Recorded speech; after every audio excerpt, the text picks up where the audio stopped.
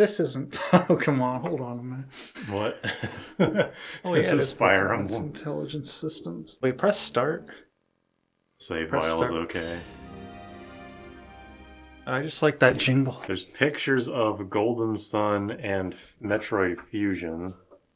Oh yeah, golden. Because I remember when we first bought this, I was looking at the Golden Sun image, and I was like, that looks fucking crazy. But it turns out the game is not very good. My Silver Wind can only take me so far through the Psychic Gym with 5 PP. I always forget about Transliven. Yeah, How did we not notice that for so long? because we were too focused on it being a shortened version of Transylvania. Did I ever tell you? I showed Gavin the ending music of Symphony of the Night, and he laughed his ass off. Yeah, you did. Because Oh, Primate looks really small. I too. told him, before I showed it to him, I was like, it's kind of like that song from Titanic. And then I started playing it, and he immediately started laughing, because he's like, this is exactly what I expected. Oh, that's silly. It's interesting that they actually have special, like, code for some trainers can, like, meet up and fight you. Like, individual trainers can, and some can't. Can double battles happen like that in this? I thought they could. Didn't it happen last time, or was it 2 people standing next to each other? Yeah, the only double battles we've had are 2 people next to each other. Oh. Well, never mind then. They only did that in Emerald then. This is extremely entertaining, by the way. Just literally one-shotting You everything. can kind of see how they like slowly give up on making this game as you go through it. It's funny that, like, I think in universe, the fighting dojo used to be the gym of Saffron, and then the psychic people came in and took it over. And it's like a fucking butterfly could take it over. Fighting types kind of suck. I feel like the layouts of the gyms in the Pokemon trading card game are better than Pokemon Red's gyms.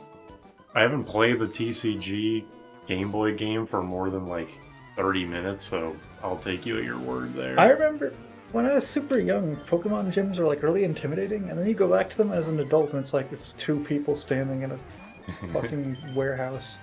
The only gym that that ever like made me intimidated was Sabrina's, because I've always hated teleport mazes. I remember feeling like the gyms in Pokemon White were just kind of way over the top.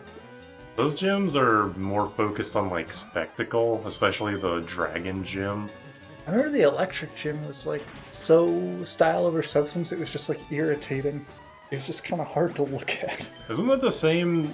That's the gym in the town with the Ferris wheel? Like, they put all their eggs in one basket there. It's been 8 years since I beat the game, so I can't remember like most of the... It's funny, I actually haven't played Gen 5 in so long, even though I'm still pretty confident it'll be my favorite. So when I finally do go back to it for this Butterfree challenge, I'm curious if my opinion will increase or decrease or anything like that. Only there was a DS player.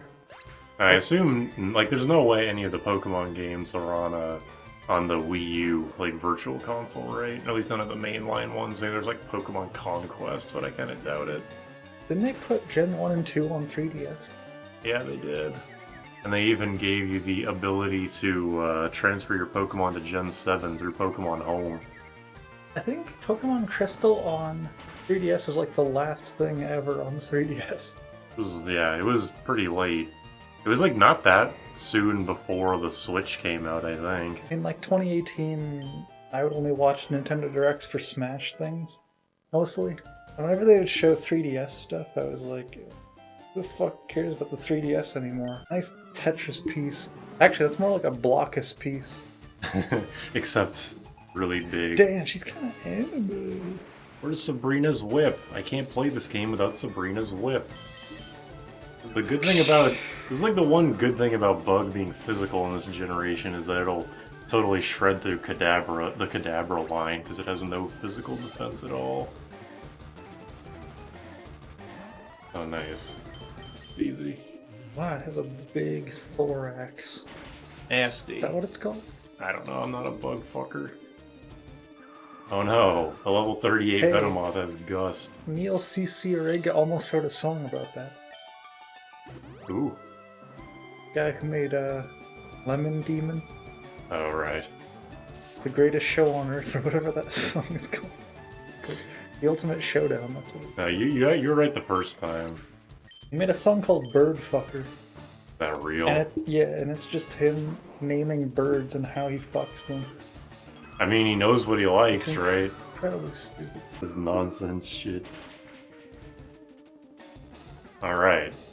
No crits needed. Oh yeah. Something about old Pokemon games. Oh wait, it was Smash.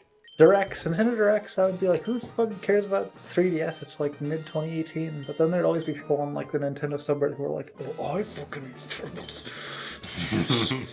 console. I love Bowser Jr.'s journey. I love how Bowser's Jr. Bowser's a junior. Bowser's Jr. story on 3DS is like the worst selling game ever made. I know, right? The worst selling Mario game by like, a lot. Or like it only sold like 10,000 copies total, which is extremely fascinating. It's like such a large, a huge string of things to make that happen. It came out on the same day as like Splatoon 2 or some big game. I thought it was like the release of the Switch or something like really major. It might have been. My first instinct was Breath of the Wild. There's no way they. I mean, the fact that they didn't advertise it at all, it kind of already indicates that like they may have wanted it to fail for whatever reason. You can tangle in this grass. Watch this. Told you. Is it Tangela or Tangela? It better be fucking Tangela. Because it's tangled. But it's spelled. It's not spelled like Tangle. It's spelled like Angel. Tangela. Yeah, it's Tangela. That sucks a lot. Go, please. Please. Damn, that has a lot of HP for level 25. Yeah. Lapras is a pretty beefy Pokemon. Basically the Gen 1 definition of beefy water type. I'm gonna look up the catch rate algorithm, because I feel like I remember the health aspect being not as important as I would have expected. Nerds Ropes was transferred to build PC. 3 times max HP minus 2 times current HP over 3 times max HP. Times rate, times bonus, times bonus. What is this for? A catch rate. That's the catch algorithm. I know the catch algorithm was like broken in Gen 1 because of course it was. Wow. And like the Great Balls were actually better at catching than Ultra Balls or something. Someone made a whole video about it.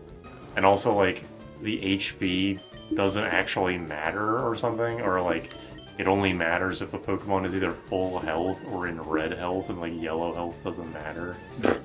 Something ridiculous like that. Pokeball generates a number between 0 and 255, Great Ball 0 to 200, Ultra Ball or Safari Ball 0 to 150.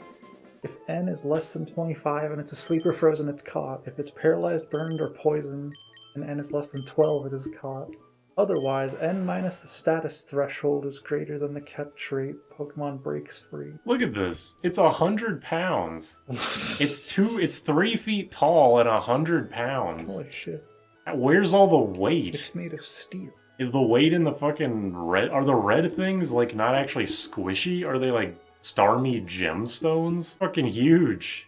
That's pretty terrifying. Wait, this thing is 3 feet tall? Does that mean red is only like 3.5 feet tall? Yeah, what? What? I've never bothered to look at Pokedex shit before, and now I'm like baffled. In certain circumstances, a Great Ball is more effective than an Ultra Ball.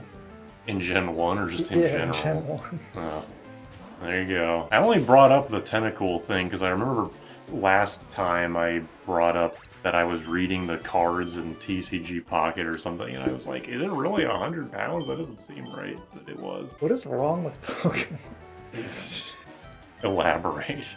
Johto Safari Zone Pokeball Shake probability is calculated as follows.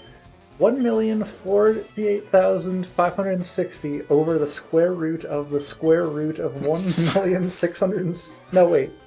16,711,680 over A. A being, like, I guess... some variable that the original catch rate algorithm. Why the fuck... First of all... Why? Why the square root of something? And why these specific ass numbers? I've known that Pokemon always has really convoluted algorithms for all of their like stats and catch rates and attacking things and things like that, and it just makes me wonder like, how do you even get to a point where that gets your desired result? I've never really understood that because I've looked at the algorithms for Final Fantasy V stuff, and like in that game, all the algorithms are like strength times 2 plus parentheses like agility -1. It sounds kind of complicated when you say it out loud, but it's not really. It's just like very simple numbers. There's no square roots. Look at him. Just a little guy. How many Pokemon do I have? Oh, I'm 24. I'm not even halfway. It's demoralizing. There's a lot of Pokemon to catch in here. Alright.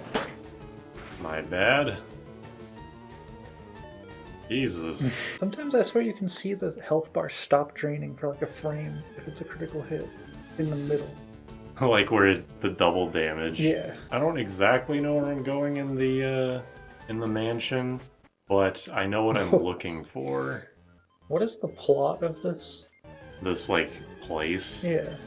I think it's because there's a bunch of notes about like Mew and Mewtwo. I think that it's the place where Mewtwo is being created at. I don't know if the reason that it's destroyed is because Mewtwo destroyed it. Why are you here?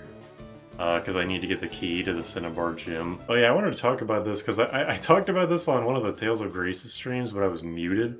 But I go to the Pokemon TCG Pocket subreddit really just only to see if there's any new news. And everyone on that subreddit just pissed off all the time about literally anything. I know that game addiction is a real thing, but they really gotta find a different hobby. It's kind of just depressing, literally any like slight inconvenience about the game.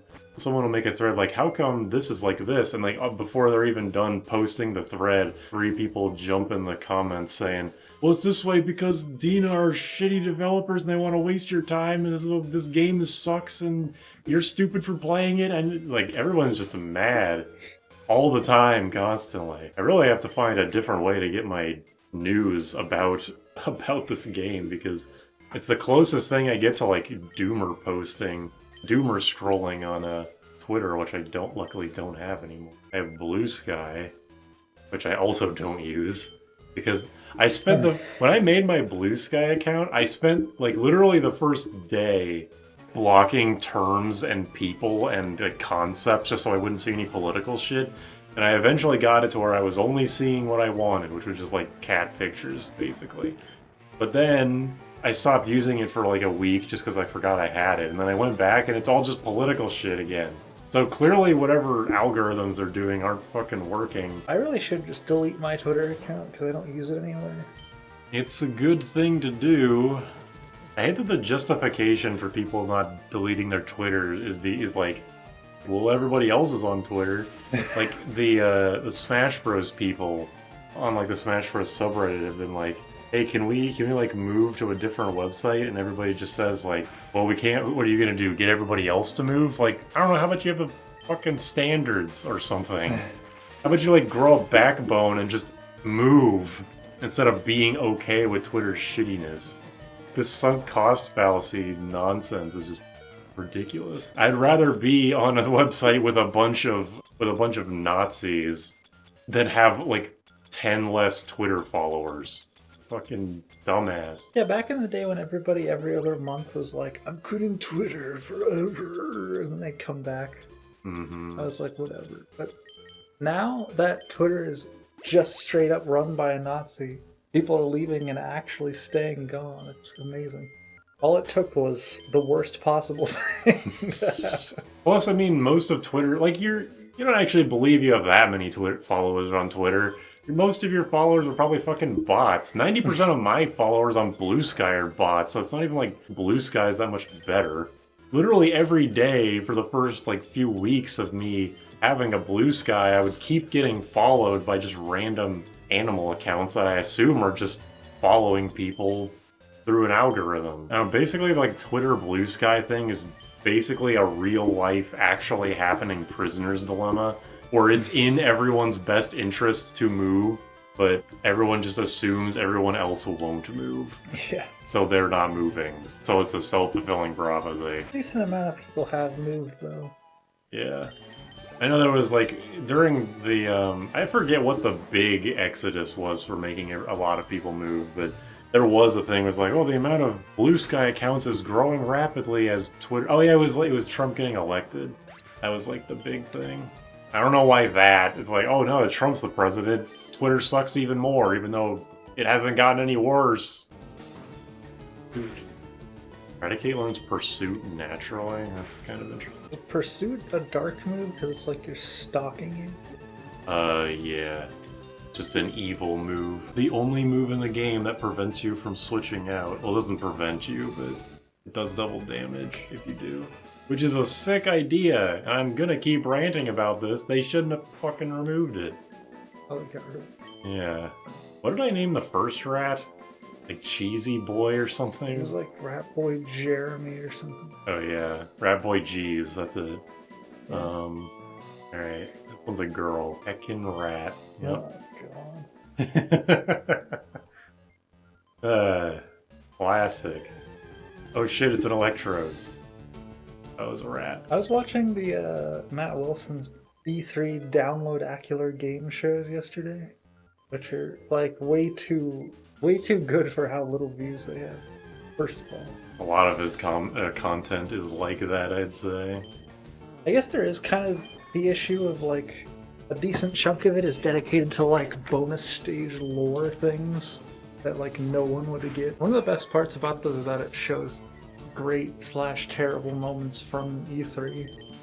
Like live action versions or like animated versions. Like it just footage. Oh, okay. One of the best ones is back when the Kojima getting fired from Konami thing was still hot. Ellie goes to like interview Kojima and she's like, I'm here to talk about and Kojima's like, we decided to good. And then he's like, you've played a lot of Metal Gear Solid games, right? How is it like to enjoy them? And then he goes to Spawn and it's just, watch the Silent Hill show now on Blu-ray.